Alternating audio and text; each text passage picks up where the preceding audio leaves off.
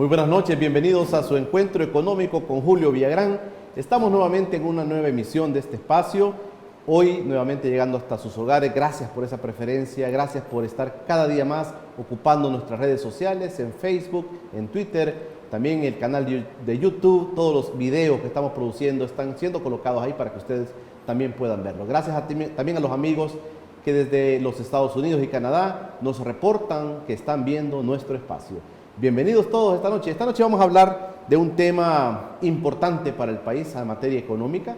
Sin duda, la presencia de una empresa como Alba Petróleos ha generado bastantes inquietudes ya en estos 10 años de existencia. Precisamente este mes de abril se están cumpliendo 10 años de vida de una empresa que sin duda pues es una empresa que ha aportado mucho bien al país.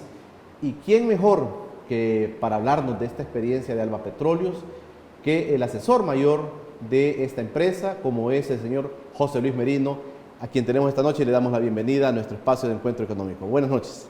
Gracias, Julio, por la invitación y gracias a los oyentes de TVX que sé que nos están escuchando en todos los rincones del país. Un abrazo para todos y de nuevo nos da mucha alegría compartir con todos ustedes estos momentos. Un abrazo para todos. Bueno, esta noche vamos a compartir parte de la historia de lo que ha sido Alba Petróleos en los 10 años de existencia. Hay muchas cosas que no se conocen, hay cosas que han estado quizás por ahí en secreto o la gente no las conoce porque no se han divulgado. Vamos a aprovechar esta noche para preguntarle a José Luis Merino, asesor mayor de Alba Petróleos, conocido políticamente como Ramiro también, y vamos a aprovechar, pues como digo, este espacio para preguntarle esas cosas que ustedes en casa se están cuestionando en esta oportunidad. Ya regresamos, quédese con nosotros.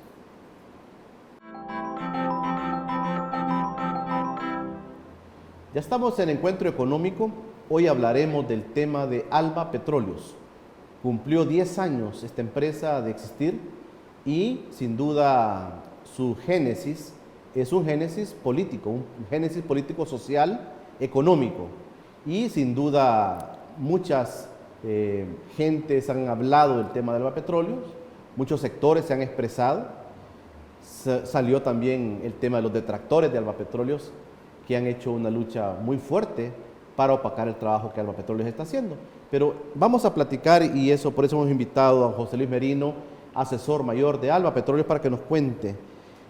Sin duda 10 años es poco y es mucho porque Alba se mete a un mercado de los combustibles que nadie se imaginó que pudiera tener éxito. Sin duda la fuerza oligopólica de las empresas petroleras que operaban en el país indicaban de que no iban a permitir que otro actor tan fácilmente llegara, y solamente ha sido Alba Petróleos quien se afincó del mercado y que sin duda ha hecho una lucha muy fuerte por posicionarse ahí. ¿Cómo nace esto? ¿Quién fue el que estuvo pensando en el tema de Alba Petróleos? Y sin duda la relación política con Venezuela también abonó. Pero quiero que nos cuente usted de viva voz, ¿cuál fue ese origen? Yo creo, Julio, que es importante reconocer que esta idea original nace en el corazón del comandante Chávez y en el ideario del comandante Fidel Castro, ¿verdad? Por supuesto, se suma nuestro hermano Shafik en la construcción de esas ideas y de esos sueños que comenzaron a caminar. Pero yo quisiera destacar que fue un sentimiento, que fue un planteamiento, que fue una propuesta que nace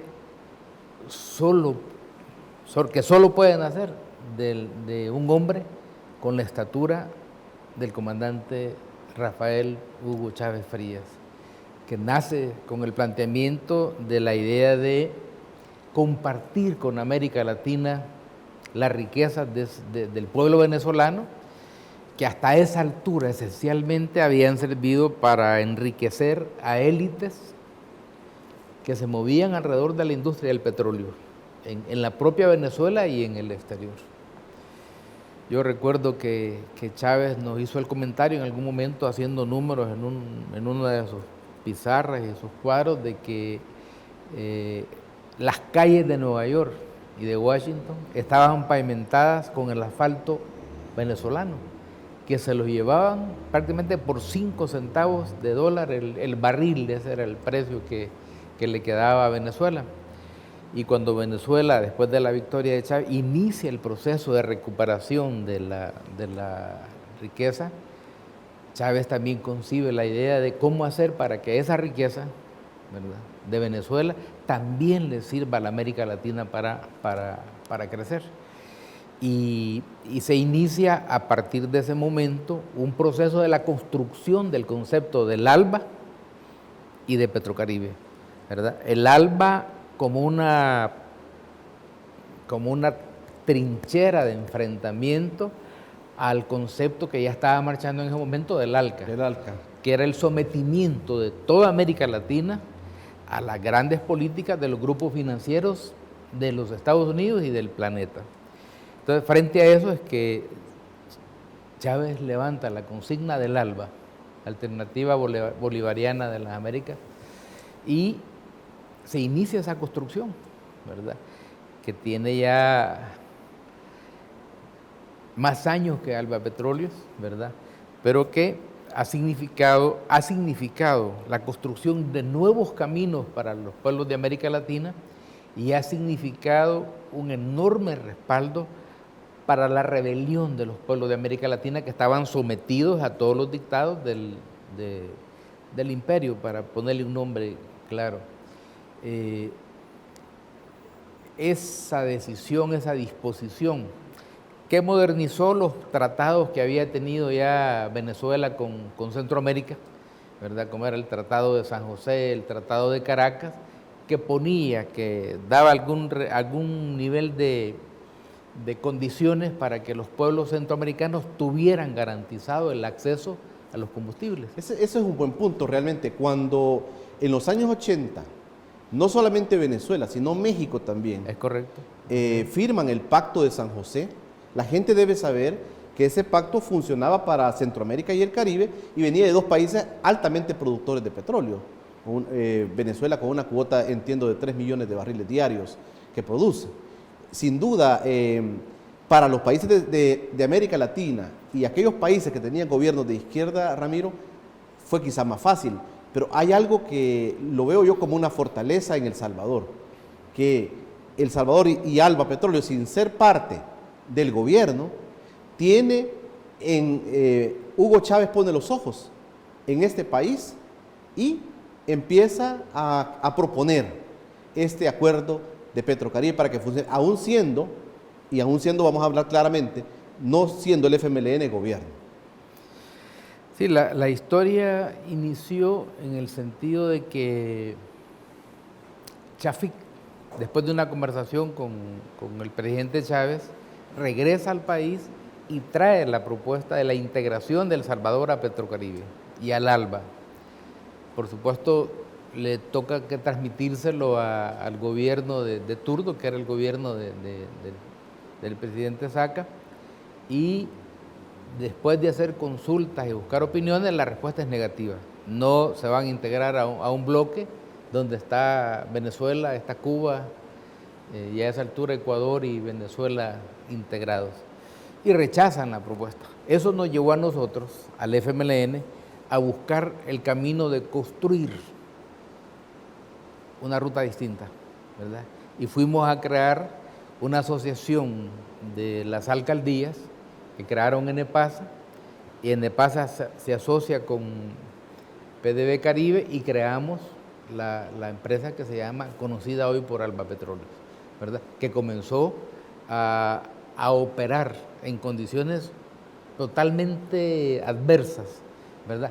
Ni una sola de las empresas que manejaban la tanquería para combustibles en El Salvador quiso permitirnos desembarcar el combustible ahí. Fuimos igual a Guatemala y no pudimos obtener condiciones. Tuvimos que irnos a desembarcarlo hasta Nicaragua y desde Nicaragua, desde Puerto Corinto, iniciar el proceso de jalarlo para acá. Yo recuerdo que fue un un 23 de diciembre a las 11 de la noche de 2007, que llegó la primera pipa cargada de combustible a una gasolinera en la zona de San Jacinto. Lo celebramos, por supuesto, después lo mezclamos con la celebración navideña, pero para los salvadoreños había surgido la primera llegada de combustible de Alba Petróleos a nuestra tierra, ¿verdad? ¿Desde Venezuela? Desde Venezuela, a través de Nicaragua. Pero hay una cosa que es interesante, Ramiro, y es el tema de que Alba Petróleos tuvo que obtener sus permisos para poder ser importador de combustible en un gobierno de Arena. Sí, efectivamente, fue un vía crucis complicado, y yo diría que más que por el gobierno central, por la estructura esa de funcionarios en las cuales muchos, sin tener instrucciones, se enfrentaban, rechazaban o complicaban el proceso pero hay que decir que fue en el marco del último gobierno de Arena que nosotros pudimos construir esta criatura que es hoy Alba Petróleos, que tiene presencia en todo el territorio nacional y en el corazón de los salvadoreños. Políticamente, me imagino que hubo mucha resistencia al concepto de Alba Petróleo, donde ustedes aparecían como las figuras principales, como los gestores de este gran esfuerzo. Sí, la hubo desde el principio. Yo les decía fuera de cámaras que recibimos advertencias graves, ¿verdad? Porque nos decían, miren, si a ustedes no los mataron por andar uniformados, por andar haciendo emboscadas, por asaltar cuarteles, los van a matar por meterse en el negocio de los combustibles, ¿verdad? Yo quisiera decir que esas mismas voces que nos dijeron esas cosas en el año 2006, cuando empezamos este proyecto, son las mismas voces que hoy se ocultan detrás de los ataques que hay contra Alba Petróleos. Son las mismas personas, ¿verdad? Pero aquí estamos, hemos crecido, pasaron 10 años, ¿verdad? No pudieron impedir que naciéramos, no pudieron impedir que creciéramos, y hoy Alba Petróleos es una realidad para El Salvador. Bueno, estamos platicando con José Luis Merino, asesor mayor de Alba Petróleos y alto dirigente del FMLN, hablando sobre los 10 años, el 10º aniversario de esta empresa, Alba Petróleos, que tiene ya 52 puntos de venta, 52 gasolineras en todo el país. Hay un tema que al regresar vamos a abordar con Ramiro, y es el tema de ENEPASA, la conjunción de los alcaldes que deciden formar parte de esta empresa, pero también les trajo muchas consecuencias a ellos el haberse integrado de esta manera. Y públicamente también se conoció, o se decía siempre en el ataque, que estas alcaldías estaban dejando endeudado al país, y que por el momento todavía lo dicen, el país va a quedar muy endeudado porque por medio de las alcaldías se ha ido ese dinero, se han hecho esas erogaciones. De eso vamos a platicar cuando regresemos. Bueno, regresamos ya con Encuentro Económico con Julio Villagrán, platicando con José Luis Merino, asesor mayor de Alba Petróleos, en el 10º aniversario de esta empresa. Una empresa que tiene, decía José Luis Merino, dos componentes, tanto PDB Caribe como ENEPASA, para conformar lo que se conoce como Alba Petróleos.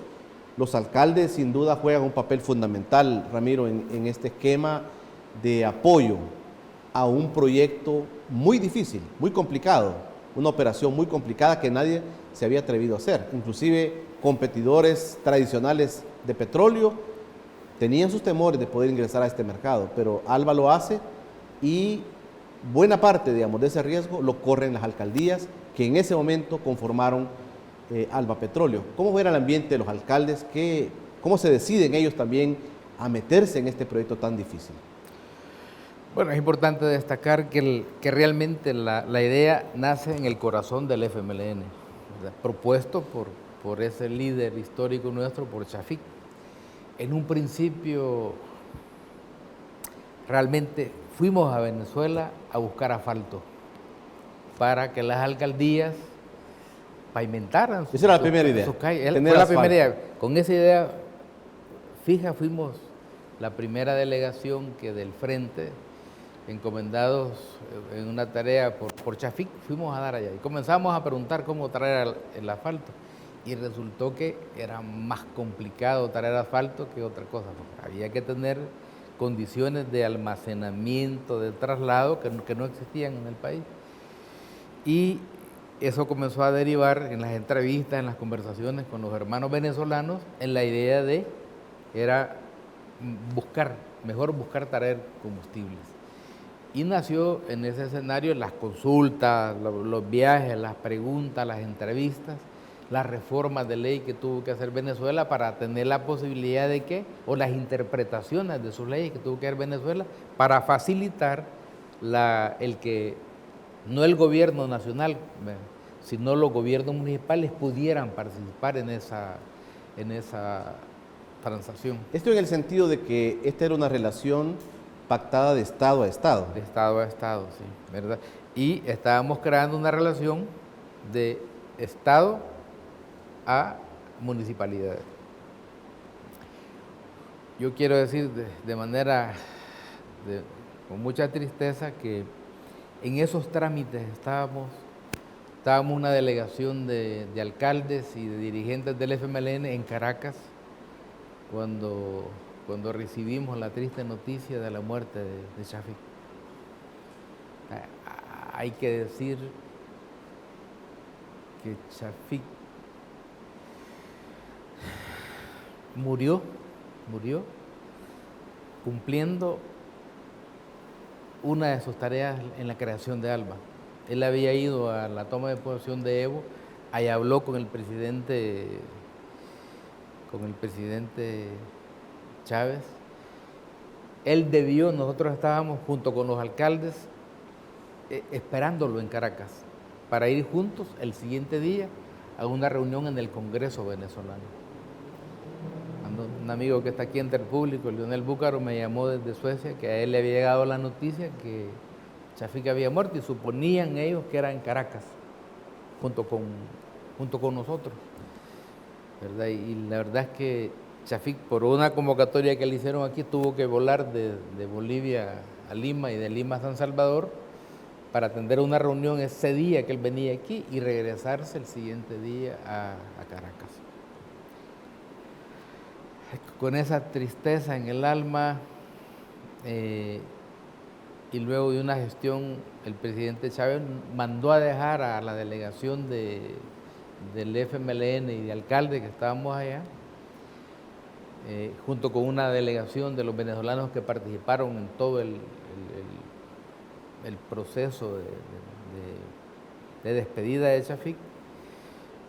Llegamos aquí, traíamos la alegría que habíamos resuelto el tema del camino para iniciar la construcción de la empresa, más bien del proceso para traer combustible, pero con el dolor grande que nuestro maestro, que nuestro inspirador en ese tema había muerto. Ustedes que estaban tan cerca de Chafik, Ramiro, ¿conocieron a profundidad realmente cuál era su pensamiento último, su gran pensamiento sobre el tema de esa relación que se comenzaría a gestar entre El Salvador y Venezuela?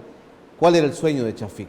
Dicen algunas cosas, dicen que el sueño de él era que el FMLN se fortaleciera económicamente, que la izquierda se fortaleciera, pero realmente ustedes que estaban cerca de él, ¿cuál fue el sueño genuino de Chafik con el tema de Alba Petróleos? Sí, es mentira que fuera el sueño de Chafik de enriquecer al FMLN, ni a sus dirigentes.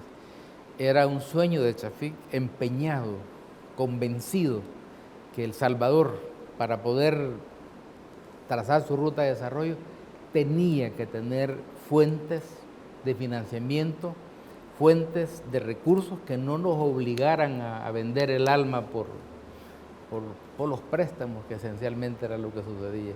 Entonces, Chafik concebía el ingreso del Salvador a Petrocaribe y al ALBA como una oportunidad, ¿verdad?, para integrar nuestra economía, nuestro país, a ese escenario de oportunidades, ¿verdad? Y esencialmente concentrado en la idea de reactivar la economía, de revivir las capacidades productivas del pueblo salvadoreño, de los salvadoreños que habían sido sistemáticamente desmontadas por los gobiernos neoliberales que se habían instalado a partir de los años 80 en El Salvador.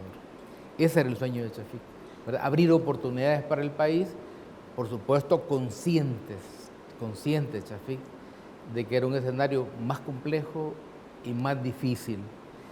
Nosotros después hemos desarrollado la idea, la hemos ampliado, pero en esencia compartíamos con Chafik la idea de que los revolucionarios teníamos una nota pendiente en América Latina, y era que habíamos pasado la prueba de ser luchadores sociales firmes, fieros, inclaudicables, pero cuando llegaba la hora de encabezar la construcción económica enfrentábamos dificultades, ¿sí? Y seguimos teniendo dificultades.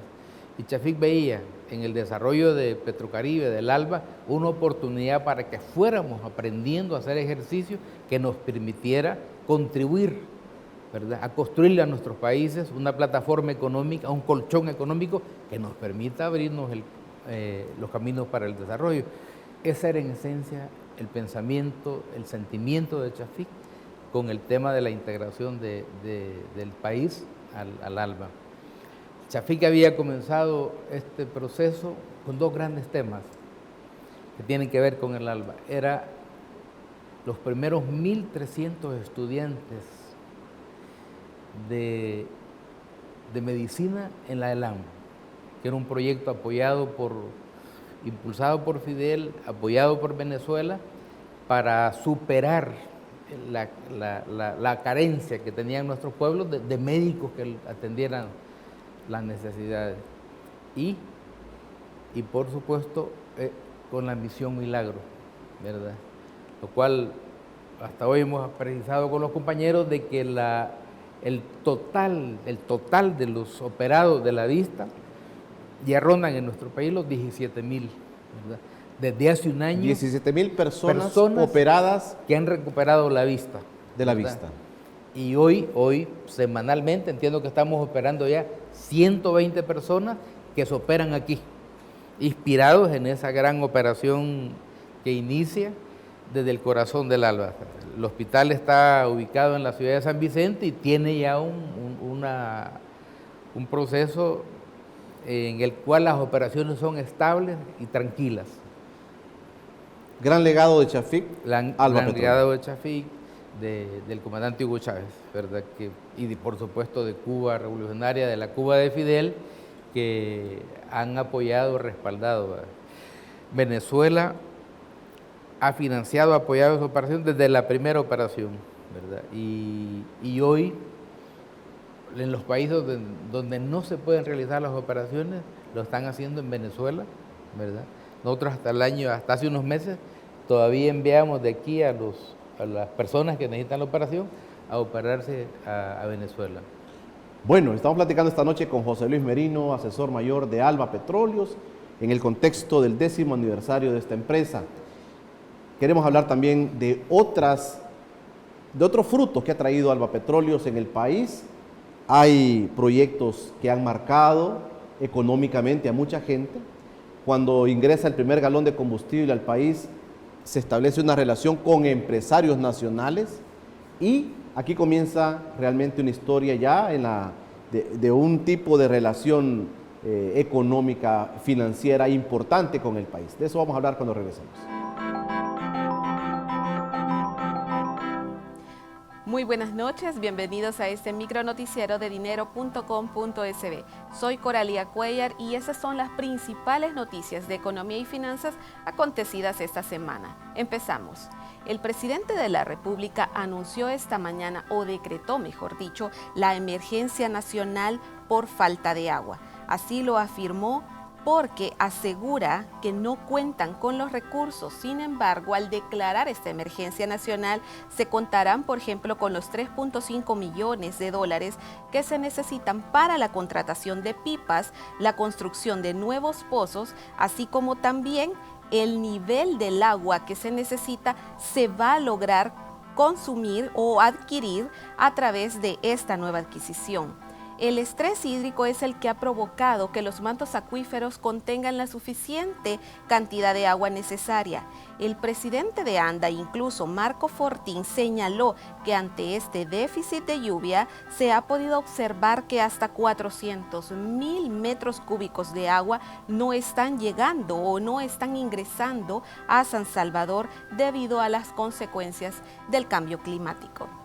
Asimismo, pasando a otra información, la ANEP decidió esta misma semana que el ENADE llevará como estandarte el combate o la erradicación a la corrupción. Es así como se desarrollará el ENADE 2016, presentando un documento que contiene una propuesta en la que el rol participativo del sector privado, así como del gobierno y de la sociedad civil, tienen que ser primordiales en la erradicación de la corrupción. El presidente de la ANEP, Jorge Dabú, dijo que su sector se plantea desde el 2014 en El Salvador un alto a la corrupción y asimismo desarrollar el sector económico y social. Lo que se necesitan son reformas a distintas políticas económicas, sociales e institucionales, añadió. El titular también de la gremial citó cifras de las Naciones Unidas que indican que el costo total de la corrupción asciende en nuestros países hasta un 10% del costo de los negocios. Y agregó que de acuerdo a unas investigaciones que ha realizado el Banco Mundial, el sector empresarial puede crecer al año si combate la corrupción un 3%, cifra que se necesita también en El Salvador. Y continuando con otras informaciones, el 13.7% de las viviendas en El Salvador son alquiladas. Muy pocas personas tienen acceso a una vivienda comprada. Esto según la encuesta de hogares y propósitos múltiples de la DIGESTIC, realizada en el 2011. Bajo esta política de mejorar la calidad de vida de las personas, es que el gobierno de El Salvador, por medio del viceministerio de Vivienda, Iván de Sal, presentaron el estudio denominado Diseño y Estructuración de un Fondo de la Operación del Financiamiento por medio del leasing habitacional. El leasing habitacional lo que busca es ser un sistema de adquisición de vivienda mediante el arrendamiento financiero, mediante un contrato que prevé la opción de compra-venta por parte de este mismo arrendatario. Y esto se va a contemplar desde el inicio del documento. Y aunque si bien existen contratos con promesa de venta, esta presenta una serie de vacíos que quieren lograr desaparecer mediante esta nueva ley. Se requerirán ser regulados y en especial la mecánica de liquidación de fondos, el tratamiento de pagos anticipados, en la eventualidad de una terminación de contrato anticipada, así como la determinación de valores de compra, la protección frente a terceros acreedores, y así se logrará aprobar si esto entra a la Asamblea Legislativa y el gobierno logra su cometido. Es así como se llegaría a obtener una nueva ley con leasing habitacional. Es así como terminamos nuestro resumen y nuestro micronoticiero de esta noche. Recuerde siempre leer nuestras noticias dentro de www.dinero.com.sb y recuerde siempre sintonizarnos cada jueves y cada repetición los días domingo. Muy buenas noches. Gracias, Coralia, por tu informe económico. Como siempre, Coralia, con el micronoticiero, que es por cortesía de dinero.com.sb. Como todos los jueves a esta hora, Coralia, pues ya la gente la está esperando con su micronoticiero. Esta noche platicamos con José Luis Merino, asesor mayor de Alba Petróleos y dirigente del FMLN. Cuando se ingresa el primer galón de combustible en diciembre de 2007, Ramiro, sin duda comienza la vida real de Alba Petróleos. Ahí comienzan ya esa relación comercial, esa relación financiera con empresarios nacionales, inclusive que gente que no estaba ligada al FMLN, pero gente que se dedicaba al negocio de vender combustible. Esta es una experiencia, creo que se ha ido haciendo grande y muy grande. Creo que no tuvieron ustedes la dimensión en ese primer momento de cuán grande iba a ser esa relación con empresarios nacionales. Sí, yo recuerdo que la primera pipa que entró al país, que tenía detrás la solución de un problema. O sea, nosotros no teníamos tanta plata como para pagar los impuestos de un embarque de combustible, ¿verdad? Y en eso nos ayudó ese bloqueo que hubo aquí para desembarcar el combustible directamente. Y desde Nicaragua comenzamos a pagar y juntamos la plata para pagar la primera pipa que entraba, ¿verdad? Por supuesto que con los fondos que generó la primera pipa de combustible, estábamos listos para pagar la segunda y la tercera, y de la tercera teníamos ya fondos para pagar 5 pipas, y así comenzó a crecer. Pero sí es importante señalar es que la primera pipa la desembarcamos en uno de los amigos que en ese momento nos había acompañado con mucho entusiasmo, y que prácticamente las transnacionales lo tenían estrangulado, ahorcado. Y él nos contó en un momento que en su gasolinera él obtenía más utilidades de la pupusería que tenía ahí detrás de las bombas de combustible que de la venta del combustible, porque lo tenían prácticamente reducido a cero. Y en ese momento las transnacionales trataban a los gasolineros casi como esclavos, ¿verdad? Les pagaban lo que querían y cuando querían, y les imponían las normas. Desde que aparece Alba Petróleo con una relación distinta con los distribuidores, con los vendedores, con los dueños de la gasolinera, además de que comenzó a producirse este flujo que Alba traía, también las transnacionales se vieron obligadas a modificar su política. Y Julio, tú lo recordarás bien porque trabajaba en una de las gremiales que atendía, dijéramos, el mercado que las transnacionales trataban. Pero cambió la historia, ¿verdad? Yo puedo recordar el rostro de varios amigos gasolineros que estaban virtualmente aniquilados como comerciantes de combustible, y que con la llegada de Alba Petróleo volvieron a respirar, volvieron a nacer, y hoy forman parte, ¿verdad?, de ese tejido de 52 gasolineras que distribuyen nuestros productos. Después uno recuerda la guerra esa terrible contra la calidad de los combustibles, ¿verdad? Y nosotros dijimos, contamos, ¿verdad? Y yo en eso quiero recordar, Julio, que nos ayudaste mucho desde el espacio que tenías a difundir la historia real, que los mismos combustibles que Alba Petróleos traía al país eran los que traían las otras transnacionales, que por distintos mecanismos traían los mismos, de las mismas refinerías, los mismos combustibles. Sin duda se decía tantas mentiras en ese ambiente de que había desconocimiento de la gente sobre el mercado de los combustibles. La campaña fue muy fuerte, Ramiro. Durísima. Mucha gente vino a decir que se le habían arruinado los motores por culpa del combustible que Alba estaba trayendo. Y fuimos contando de que el mismo combustible que llegaba a El Salvador desde Venezuela llegaba a los Estados Unidos, a cientos de ciudades de los Estados Unidos. Era la misma calidad de los productos que aquí se distribuían, los que se distribuyen en los Estados Unidos, y la misma calidad de los productos que aquí traía la Shell y otras transnacionales petroleras. De suerte por esa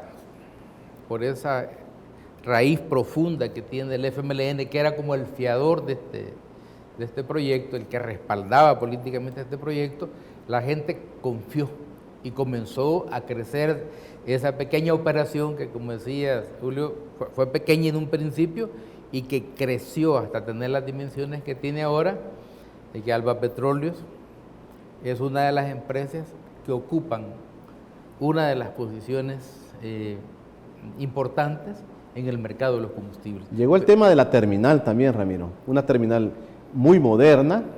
En el país, digamos, hay pocas terminales, pero la de Alba Petróleo, es una terminal muy moderna. Eso fue un paso gigantesco para la empresa. Sí, efectivamente, frente a la realidad que no podíamos descargar los combustibles directamente y a las dificultades que representaba en todo sentido, operativa, en costos, en seguridad, traerlo desde Nicaragua hasta aquí, surgió la idea en la empresa, junto con los hermanos venezolanos, con los compañeros de PDVSA y Petrocaribe de la necesidad de construir una terminal que nos permitiera tener autonomía en ese sentido. Y construimos la terminal Chafic-Handal en Acajutla, que nos abrió el camino para continuar este proceso de crecimiento. Y efectivamente es una de las terminales más modernas de América Latina, no solo del país, de la región, de América Latina, con toda la tecnología necesaria para hacer una buena operación, ¿verdad? Y para cuidar el propio patio de tanques. Creo que el país no conoce esta estructura a detalle, Ramiro. Creo que es una deuda que a veces las empresas petroleras tienen, de no mostrarle al país esas dimensiones de esas inversiones grandes. Un barco que llega al puerto de Acajutla que descarga una cantidad tremenda de combustible. Cuando uno visita la terminal de ustedes en Acajutla, sin duda se da cuenta de la enorme inversión, pero sobre todo que hay una inversión, que hay una importación constante, una fluida, una importación que no se detiene. El país necesita combustible, siempre está ahí. Pero a mí me han preguntado, y lo voy a hacer en este espacio, ¿cuándo ALBA va definitivamente a apostarle al tema del gas licuado? La gente dice, necesitamos gas, una mayor competencia en el tema de gas licuado. Entiendo que han habido esfuerzos también en ese sentido. Sí, hemos dado pasos en esa dirección. Hay que contarle a los salvadoreños que tenemos el diseño de una planta de gas ya. Pagamos los estudios de ingeniería, tenemos los diseños preparados. Ahora, como esta operación ha surgido, se ha desarrollado pegada a Venezuela, a PDVSA, y PDVSA está en el proceso de desarrollar sus capacidades en el tema del gas, ¿verdad? Así que nos hemos visto en la necesidad de entretener esa operación, en tanto Venezuela, que está caminando en esa dirección, puede garantizarnos el suministro de gas, o nosotros construimos otra fuente de aprovisionamiento. Pero queremos decirles que lo tenemos a la vista, que es un proyecto ya diseñado, que en los últimos tiempos también lo hemos estado ligado, yo creo que es importante comentarlo, a la idea de que el proyecto de gas de GLP nazca directamente amarrado a la producción de energía eléctrica, ¿verdad?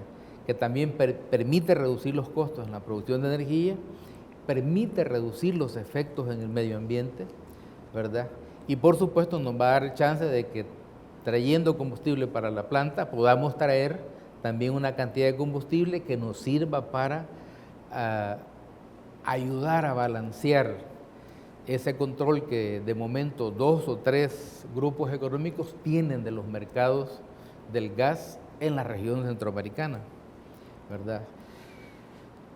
Y yo quisiera aprovechar para hacer el comentario que de igual manera ALBA Petróleos en esa dirección ha acompañado a las instituciones del Estado en el rescate y en la búsqueda de toda la información que hay regada sobre la existencia de gas en El Salvador.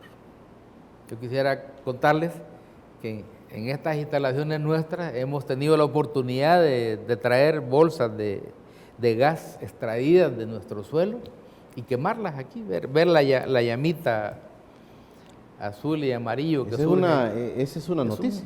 Es una noticia y yo espero que más temprano que tarde el país, el gobierno le anuncie al mundo que también nosotros somos propietarios de riquezas gasíferas y petroleras. Yo he escuchado a usted decir también que hay investigaciones avanzadas sobre el tema de posible hallazgo de petróleo en El Salvador. Sí, efectivamente, estamos participando en eso. Y quisiera decirles que tenemos ya pantes de documentos que datan de los años 80, donde en El Salvador se realizaron estudios, ¿verdad?, por empresas norteamericanas de la existencia del gas y del petróleo, pero que por distintas causas, distintas razones, que no vale la pena por ahora discutir, se han suspendido, se han escondido, se han guardado. Nosotros ahora, desde ALBA y junto a las instancias del gobierno y del Estado, vamos a trabajar en la idea de que eso, si existe, lo saquemos y lo pongamos en función de todos los salvadoreños. En esa batalla estamos. Bueno, platicando con José Luis Merino, asesor mayor de ALBA Petróleos, en el contexto del 10º aniversario de esta empresa. Una empresa que para muchos es sui generis, una empresa que no tiene como objetivo el lucro, porque parte de sus ganancias las destina a la inversión social, y de eso quisiera que platicáramos cuando regresemos, qué tanta inversión y a dónde se ha invertido esas ganancias que ALBA Petróleos ha generado. Cuando regresemos.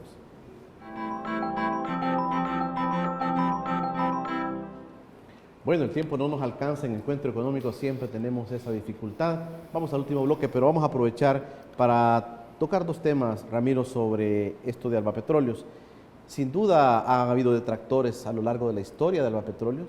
Un amigo me decía, pero no es toda la derecha la que está en contra de ALBA Petróleos. Hay gente con la que ALBA ha hecho inclusive negocios y gente que está creyendo en este proyecto. Sin duda, en el tema de los detractores, no es toda la derecha. Hay gente que sin duda ha entendido cuál es el objetivo de ALBA Petróleos y ha aceptado al final de cuentas a esta empresa. Sí, es esa misma que si la Madre Teresa de Calcuta viviera aquí, la acusaran de ser comunista o guerrillera, para descalificarla. No vamos a poder hacer nada para cambiarlos a ellos, pero yo sí creo que es importante que en ALBA tenemos conciencia de la importancia de seguir contribuyendo a que nuestro país crezca y se desarrolle. Yo quiero compartir con los televidentes algunas informaciones que tienen que ver con esto. Nosotros hemos pagado 360 millones de dólares de impuestos al Estado en estos 10 años de existencia. Es un promedio de 36 millones de dólares anuales, ¿verdad? Y hemos generado alrededor de 120,000 puestos de trabajo, directos e indirectos, en toda la escala de todo el área en que influimos y en la que trabajamos. Logramos crear en el campo, integrar a la producción a 27,000 salvadoreños que estaban marginados, que estaban apartados de la producción y que nuestro mensaje le llegó al alma con el tema de ALBA Alimentos y se reincorporaron. Hoy ellos son salvadoreños que están dedicados a la producción y eso ha significado que más de 60,000 manzanas que estaban sin cultivarse están hoy nuevamente activas. Y en El Salvador le dimos vuelta a la tortilla. Hoy compramos menos granos en el exterior para comerlos, en maíz, arroz y frijol. Antes comprábamos la mayoría de los granos que nos comíamos, ¿verdad? En el tema de educación ha habido mucha inversión. En el tema de educación ha sido un área privilegiada por ALBA Petróleos. Yo pudiera mencionar 3 datos: más de 150 escuelas reparadas por ALBA Petróleos, por brigadas nuestras que han ido. Hay escuelas que las reconstruimos completamente porque habían sido dañadas, destruidas o nunca atendidas y prácticamente solo eran las paredes las que los niños tenían para dar sus clases. Fuimos, las intervenimos y las volvemos lugares lindos para que los niños estudien. Hemos más de 3,700 becados, ¿verdad? Y llevamos en ese sentido más de 300 graduados en este programa, ¿verdad? Graduados universitarios, ¿verdad? Y la contribución más importante y más grande de valor estratégico, de más peso, es el programa de respaldo que ALBA Petróleos, a través de la Fundación ALBA, le ha dado al programa del presidente Sánchez Serén de cada niña una computadora, ¿verdad? Llevamos ya casi 17,000 computadoras entregadas, ¿verdad?, a los niños salvadoreños en las escuelas, que les están permitiendo a ellos accesar a un mundo nuevo, distinto, más grande que nuestro país, más grande que Centroamérica, al mundo. Y eso va a tener sin ninguna duda un enorme significado para que nuestro país tenga el chance de ponerse al nivel de otros pueblos, de otros países, donde el desarrollo económico ha sido más fácil de hacerse. Han apoyado mucha gente que en las situaciones difíciles económicas ha quebrado. Ustedes han apoyado con muchos créditos a estas personas. Yo diría que hemos rescatado, hemos salvado de los embargos a decenas, a cientos de salvadoreños, ¿verdad? Y ellos hoy en sus corazones lo agradecen y lo reconocen. Hemos participado en el último periodo, hoy siempre a través de la Fundación ALBA, en respaldar una cantidad de proyectos en las comunidades, ¿verdad?, en los municipios, que el presidente de la República atiende con su programa Gobernando con la Gente y ejecutando el programa que se llama Salvador Cumple. Hemos reparado igual ahí escuelas, hospitales, renovado equipos de hospitales para distintas áreas, renovado el asilo de ancianos de San Vicente, al asilo Sara, perdón. Estamos preparándonos para intervenir otras áreas, el hospital psiquiátrico, estamos haciendo un estudio a ver cómo con el Ministerio de Salud le damos un tratamiento a eso. Un área de hospital para niños especiales, que es terrible, uno sale con un dolor en el alma, mano. ¿Un hospital para niños especiales? Especiales, niños que están con una serie de enfermedades, pero viven abandonados, ¿no? Entonces, pues, duele el alma cuando uno sale de ahí de ver eso, porque no merecen vivir en esas condiciones. Estamos acompañando al gobierno en un esfuerzo por mejorar las condiciones de vida de esos héroes vestidos de azul, de los policías, que viven día a día peleando, combatiendo para que nuestras familias, para que los salvadoreños vivamos tranquilos, pero que ellos han tenido, por distintas razones, prácticamente abandonadas sus instalaciones. Hoy, desde ALBA, a través de la Fundación, estamos trabajando por mejorarles las condiciones de dormir, por mejorarles las condiciones de trabajo, apoyándolos con computadoras, con escritorios, con ventiladores, con camas para que descansen, ¿verdad? Y vamos a iniciar próximamente un programa para mejorar aquellas instalaciones, aquellos cuarteles que le pertenecen a la policía, ¿verdad? Usted, que es un hombre que, digamos, de alguna manera ha recibido el estafete de Chafik, Ramiro, lo digo porque políticamente así lo ve el país, ¿qué ve en ALBA en el futuro próximo? ¿Cómo ve a ALBA? Algunos quisieran verlo derrotado, ALBA. Algunos quisieran verlo fracasado, ALBA, y se inventan muchas historias. ¿Cómo ve usted como dirigente del FMLN, como asesor mayor de la empresa ALBA Petróleos? ¿Cómo ve a ALBA? ¿Dónde lo ve? Primero verlo como el buen ejemplo, ¿verdad?, de esa empresa nueva, ¿verdad?, que, como lo decía Julio, hemos sentado a la escuela que se puede desde la empresa productiva atender los problemas sociales. Claro, ALBA es una empresa especial, es una empresa con finalidad social. Eso define su esencia y su diferencia con todo el mundo. Pero ALBA no pelea, no tiene guerra contra ningún otro tipo de empresa. Nos alegran que todas las otras empresas progresen, y hemos apoyado a cientos de empresas privadas, particulares, de personas, ¿verdad?, que están creciendo, que están teniendo éxito en su vida, ¿verdad? Un día, en un momento, nos dijeron, pero es que ustedes van a transformar a todos esos campesinos puros, limpios, en empresarios. Yo le dije, ya quisiéramos que eso fuera posible, que los 37,000 usuarios de ALBA Alimentos se transformaran en empresarios efectivos.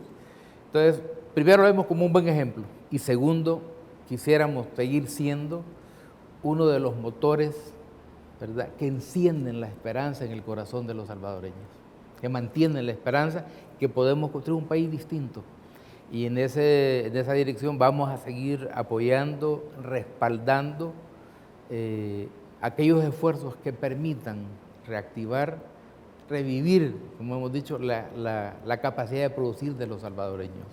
Los salvadoreños tienen que esperar entonces siempre la misma entrega de la gente de Alba Petróleos, siempre el mismo trabajo, trabajando por la gente, siempre con su finalidad social, que como veía yo en estos días de aniversario, es una de las empresas que en el mundo quizás ha cumplido a cabalidad esos grandes retos de responsabilidad social empresarial.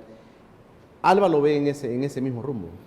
Sí, quisiéramos seguir siendo primero una sonrisa en el camino de los salvadoreños, como lo dice la consigna de nuestra gasolinera, pero además un brazo amigo que le sirva a los salvadoreños para enfrentar los retos de construir una economía que nos permita a todos los salvadoreños vivir tranquilos y vivir felices. Ramiro, gracias por haber estado en Encuentro Económico. Sin duda no va a ser la última vez que esté con nosotros. Hay muchos temas que quisiéramos abordar. No hemos tocado algunos temas que eran importantes también, pero sé que vamos a tener una segunda oportunidad para poder abordarlo y poder exponerle al país el trabajo que ustedes están haciendo como Alba y también como la Fundación Alba, que es otro elemento que creo que hoy no hemos tocado, pero que está haciendo un trabajo muy fuerte en su actividad social en el país. Muchas gracias por haber asistido a Encuentro Económico. Muchas gracias, Julio, muchas gracias a todo el equipo de TVX, que sabemos que tienen que estar todos los días detrás de las cámaras, y un abrazo a todos los salvadoreños y muchas gracias por prestarnos atención. Bueno, gracias a ustedes por habernos acompañado esta noche en su Encuentro Económico con Julio Villagrán. No se pierda siempre los jueves a las 8:15 y los domingos su retransmisión a las 8 de la noche. Pase todo, buenas noches.